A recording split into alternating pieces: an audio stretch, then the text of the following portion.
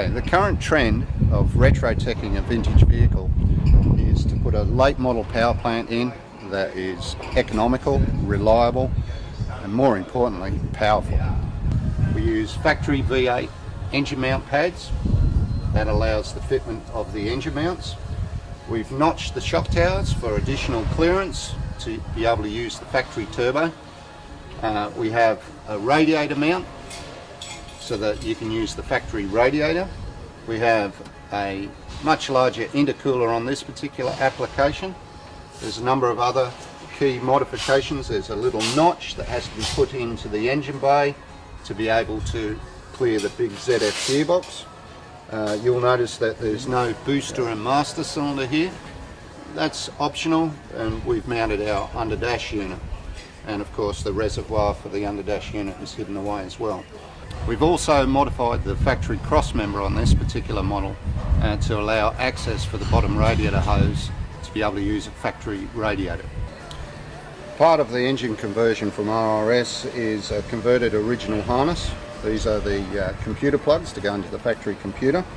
This goes to our replacement relay pack, and then there's a series of other connectors, one that goes to the drive-by-wire pedal, another one that goes to the fuel pump, a speed sensor that goes on one of our rear axles, of course the Tiptronic gear shift to make that operate, and a number of other accessories, so that way you've got a plug-and-play system. We have a tail shaft adapter so that you can use a conventional slip joint tail shaft on the ZF gearbox. We also have a rear gearbox mount adapter that you can use an original early Ford rear transmission mount. Okay, we're on the final stages of completing this engine conversion, and the merits of this is that you can source a complete power plant with the auto, computer, radiator, all of the power steer pump and air conditioning for a very cheap price second-hand from the wreckers, and from there you can upgrade to major power without even opening this engine. When you're modifying a FG Turbo 6 to go into an early Falcon or Mustang, you require a front sump pickup. There's a number of methods that you can use to achieve this. The first one is to get a BA sump. The second one is to use a Ford Territory sump. Ideally you want to get a turbo sump because it's got the oil return already in it, but there's a casting in the early BAs that you can drill and tap into.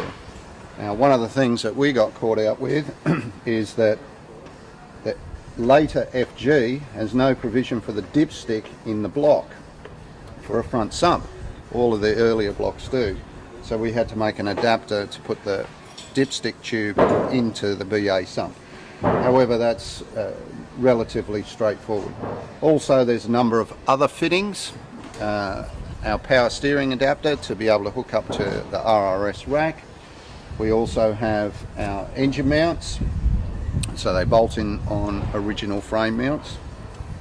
Added to that, there's adapters for water temperature, so you can use the factory gauges, and also the oil pressure.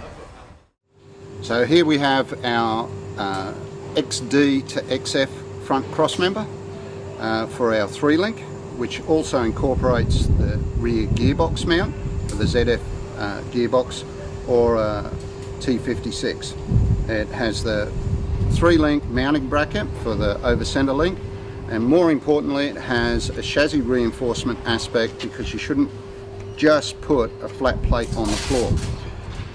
So the way that the chassis is reinforced, it incorporates the original pressing on the floor, which is kind of like a U shape where the seat box mounts. As soon as you put a cross member like this, then that floor pressing becomes a cross member. So it follows this contour and raises up. Added to that, this is an XR to XY front cross member. This attaches to the outer seat mounting bolt holes. There's a small subframe that comes from the outer sill panel down to the floor panel. This provides reinforcement normally just for the seat mounts. But when you tie all of this in together, it then becomes an integral cross member right from rail to rail, that this is a stiffer chassis once these components are installed.